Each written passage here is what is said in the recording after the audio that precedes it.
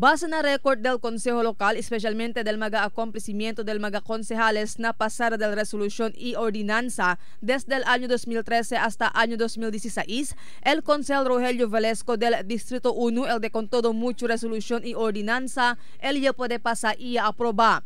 Total de 85 mga ordinansa el ya puede man author, sponsor, co-author y co-sponsor si Velasco. Ta incluye aquí el operación del Paseo del Mar, Jardín María Clara, Plaza del Pilar y Museo de Zamboanga. Si Velasco también el ya hace esfuerzo para mejorar con el Isla de Santa Cruz y para poner con este bajo na poder del gobierno local desde el Tiesa.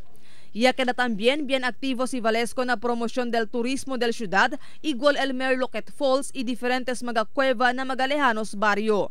Uno si Velasco del mga graduaya na Consejo Local después completa con su 3 término o 9 años na Consejo Local. Pero alegra según él que hay mucho él cosa puede hacer para el bien del ciudad durante el mga tiempo un concejal pa él del ciudad de Zamboanga.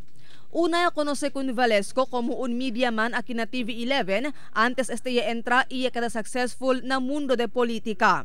Tasigi con Velasco el concejal Noning Biel que niya puede pasar ordinanza total de 60, Eduardo Saavedra y Percival Ramos total de 56, Vincent Paul Elago total de 53, Cesar Jimenez Jr. y Miguel Alavar igual total de 51, Melchor Sadain total de 44, Mayra Paz Abubakar total de 43, incluido el Smoking Ordinance, Romel Agan total de 42, Charlie Mariano, Rodolfo Bayot y Roel Natividad igual total de 31, Juan Climaco Elago total de 29, BG Gingona total de 27, incluido el Firecracker Ban, Josephine Pareja total de 26, Jerry Perez total de 24 y Ismael Musa total de 22.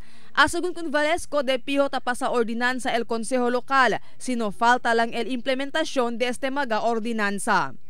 Marifita Mayo, Dateline Zamboanga.